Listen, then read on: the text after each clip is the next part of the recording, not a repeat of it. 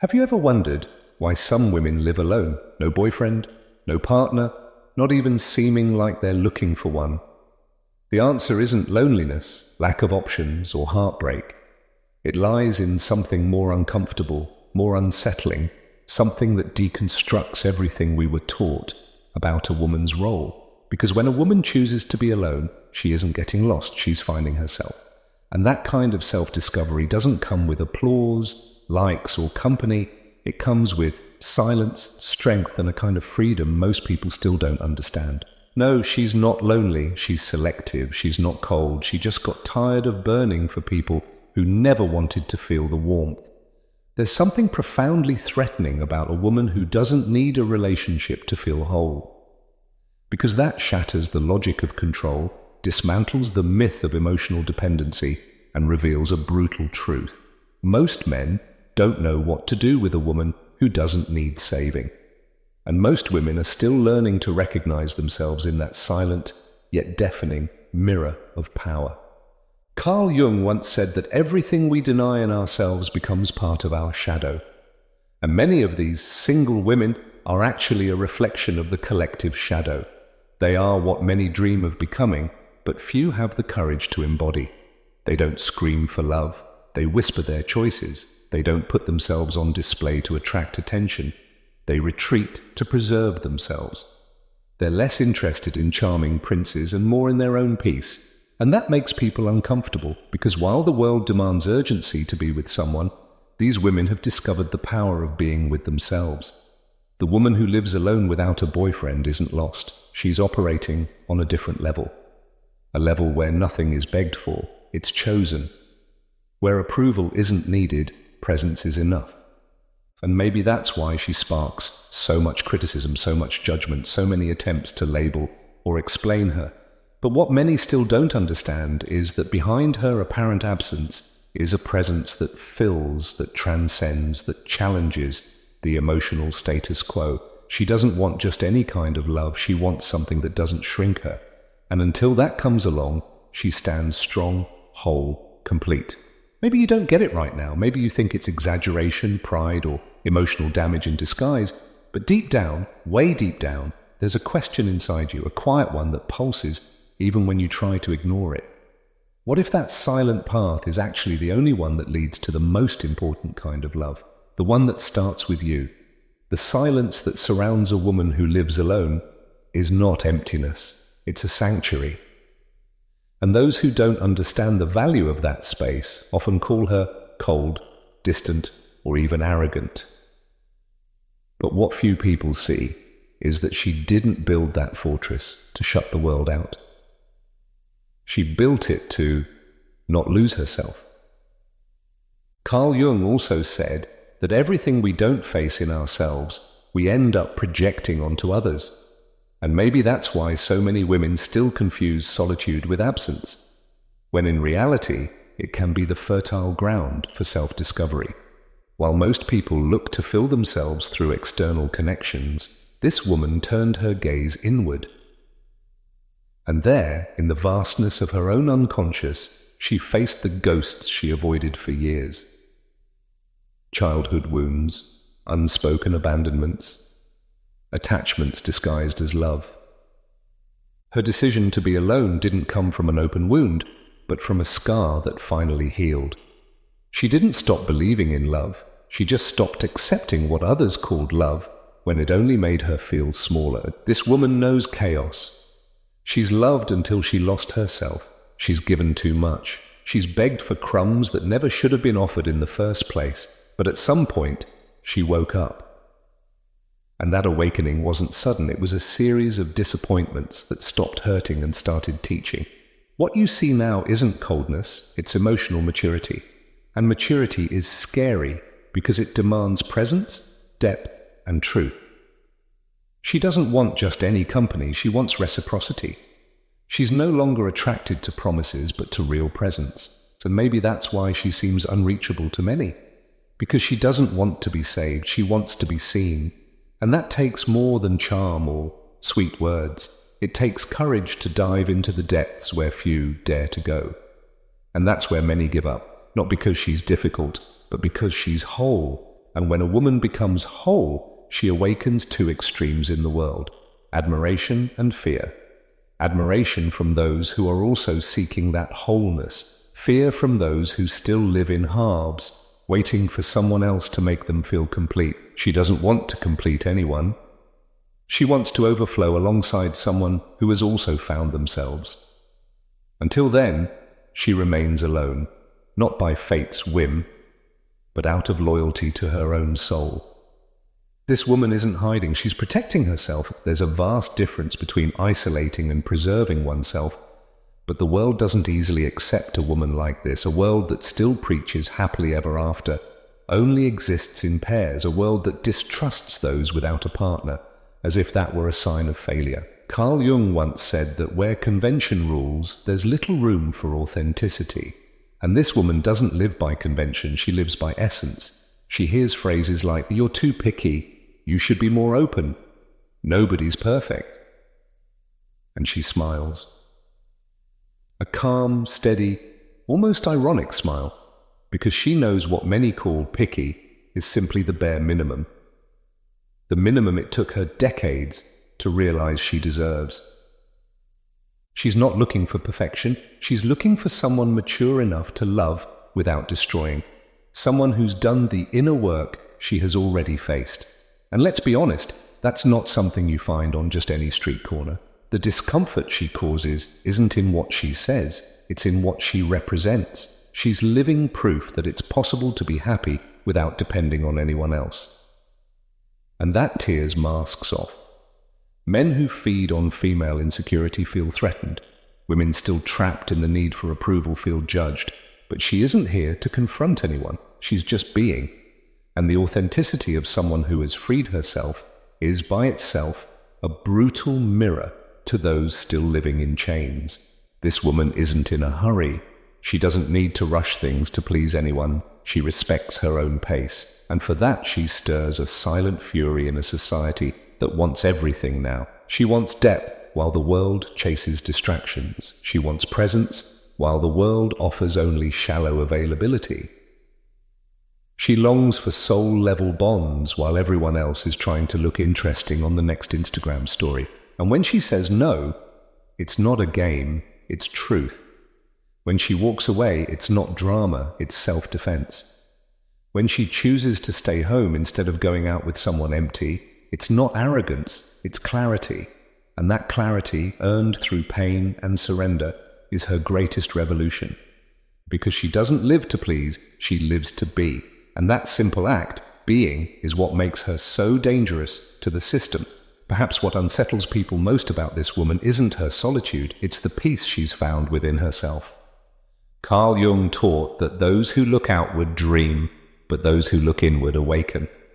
And it was precisely that inner journey that she took. It wasn't easy, it was a grueling process of stripping off masks, facing the ghosts of emotional dependency, and rebuilding herself piece by piece. She no longer defines herself through the eyes of others. She sees herself through her own eyes. And that changes everything. How many times have you wondered if being alone is failure or freedom? How many times have you felt the need to justify yourself for not having someone by your side? This woman has felt that too. She once thought there was something wrong with her for being alone in a world that idolizes couples, even unhappy ones. But one day, she understood. It's better to be alone than to be invisible in a relationship. And that day, she made a pact with herself. Never again would she accept less than what she truly deserves. Her path is not a straight line. There are days of doubt, moments of nostalgia, nights of deep silence, but there's also a strength that grows with each decision made in awareness. She learned that true love doesn't cage, doesn't consume, doesn't manipulate. The love she wants is the kind that liberates, that adds, that supports without suffocating. And until that love arrives, she chooses to keep growing on her own, not out of pride, but out of integrity. This woman is the living embodiment of Jung's individuation. She shattered, faced her shadow, descended into the unconscious, and returned more whole than ever. And now that she recognizes herself, she refuses to be half of anything again. She doesn't want someone to complete her. She wants someone to share that awareness with. That's intimidating because it demands emotional responsibility. And sadly, few are willing to love responsibly. Most still love out of lack, out of possession, out of fear.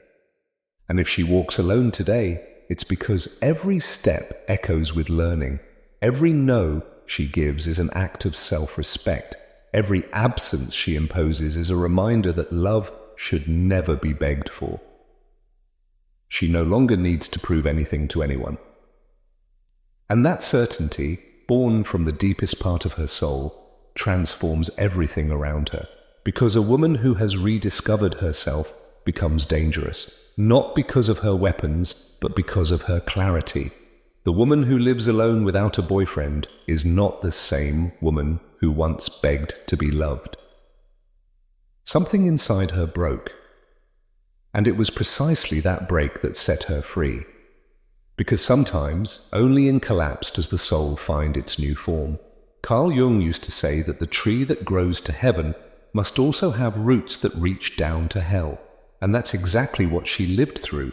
She descended into the hell of her own story, faced ancestral fears, inherited pain, traumas that weren't just hers, but those of all the women who came before her. She broke cycles. She said no to relationships that repeated the same toxic script. She learned that it wasn't her job to heal anyone, save anyone, or accept crumbs out of fear of being alone. And when she stopped accepting less, the world tried to convince her she was wrong. But she stood her ground, first with uncertainty, then with awareness, and finally with invulnerability. Because someone who has lived in their own abyss no longer fears absence. She learns to nourish herself with silence, to warm herself with her own presence. She's not unreachable. She simply no longer allows herself to be invaded. There's a world of difference between opening your heart and letting yourself be torn apart. She opens, yes, but only for those who come in truth.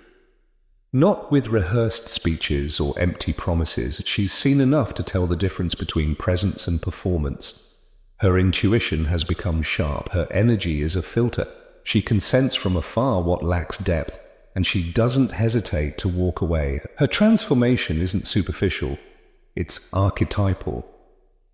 It's as if she's tapped into an ancient wisdom, an old memory that women weren't born to serve, but to express. Not to be shaped, but to overflow. And in accessing that memory, something awakened in her. A wild woman. Intuitive.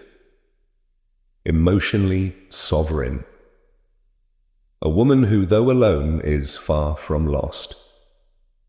She's in communion with something greater, with her own destiny. And no matter how much they try to reduce her with labels, cold, difficult, distant, nothing sticks, because she no longer lives to fit in. She lives to expand. She no longer fights for attention. She radiates presence. She's no longer waiting to be chosen. She does the choosing. And that reversal of logic confuses those who still try to control the feminine. But she's no longer there. She's already crossed the threshold. And on the other side, she discovered that the real relationship begins only after you've loved yourself enough to not need anyone. There's something sacred about the way she walks through the world. She doesn't need applause or public validation. Her confidence is quiet. And it's in that silence that her true strength lives. Carl Jung said that everything we face within eventually becomes our destiny. And perhaps that's why this woman, in choosing herself again and again, has become the author of a destiny that few can understand, but many secretly envy. She no longer tries to fill voids with promises or convince anyone that she deserves love. She doesn't beg for space in anyone's life because she's learned that presence should never be begged for. It should be invited. And when the invitation doesn't come from truth, she simply declines.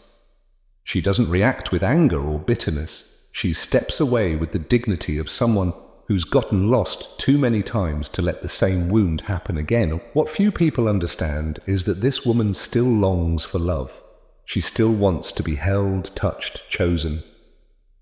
But she wants it without losing herself. Because she's spent too long trying to squeeze into molds too small for the soul she carries. Now, she only offers herself where there's room to be whole. And that requires a level of maturity that goes far beyond romance. It requires awareness. It requires having faced one's own shadow and still choosing to love. She's not looking for fairy tales. She's looking for a soul alliance, a connection where there's no domination or submission, where both can grow beside each other without dimming their colors, silencing their pain, or shrinking their dreams. And if that seems too much for some, so be it. Because she'd rather wait than survive on emotional crumbs. And to many that sounds like arrogance, but it's really just self-love in its purest form. We are witnessing a new archetype of woman. A woman who has walked away from the superficial and dived into the depths. Who got tired of being merely desired and chose to be respected. Who chose to be alone, not because she gave up on love, but because she began to understand that real love never demands self-denial. And when a woman understands that, her whole world begins to change. She doesn't need to raise her voice to be heard. Her presence speaks before any words.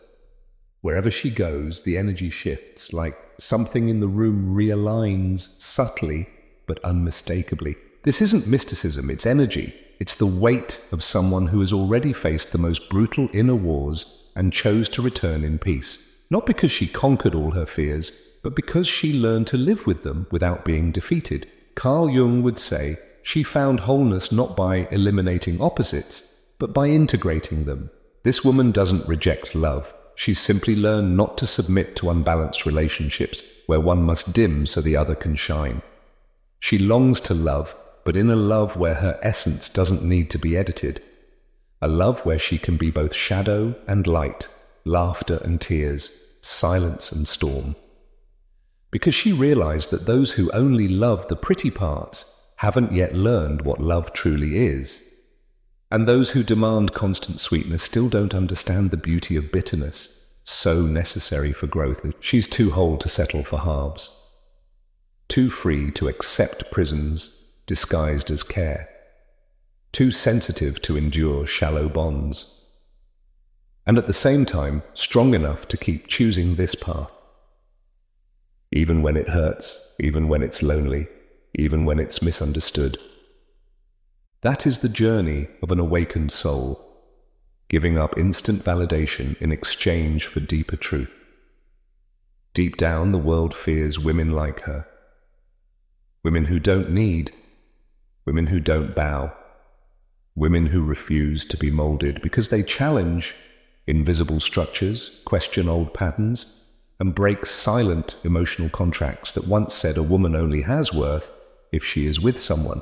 And when she breaks those contracts, when she rewrites her own narrative, she inspires others. And that, for the system, is dangerously revolutionary.